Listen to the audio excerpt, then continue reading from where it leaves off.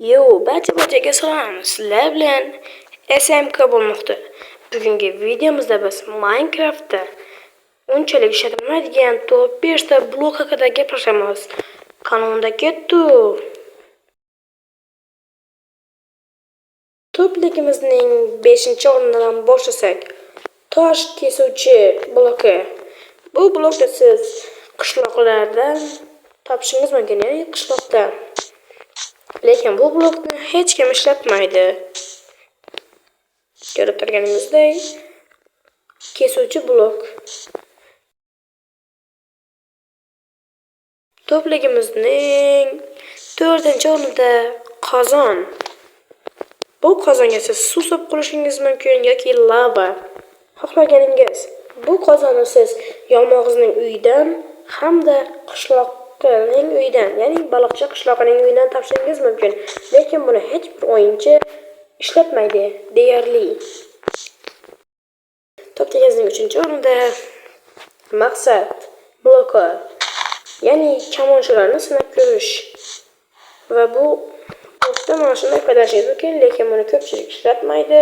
Agarda siz bunga restoran qilib qo'yadigan bo'lsangiz, ko'rayotganingizdek quvvat keladi. Lekin buni ko'pchilik ishlatmaydi.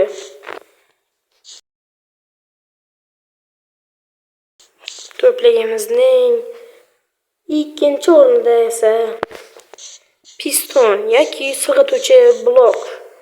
Bu blokni ko'pchilik ishlatadiganlar uchun siz xato etyapsiz. Buning 2 xil versiyasi bo'ladi. Yopishqoq va oddiy. Bu oddiy versiyasi. Agarda siz oddiy versiyada ishlatayotgan bo'lsangiz, uni sig'itsangiz ham blokni qaytarib olmaydi. Hozir ko'rsatib beraman. Ko'rayotganingizdek, ishlamadi. Nega?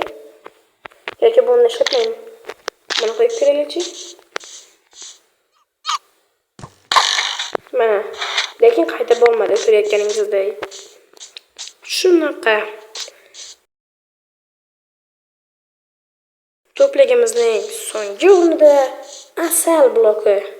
Bu blokni menimcha faqat o'rin olmaslik uchun ishlatishadi yoki lift yaratish uchun. Bu ham bo'lsa lifehacklarda.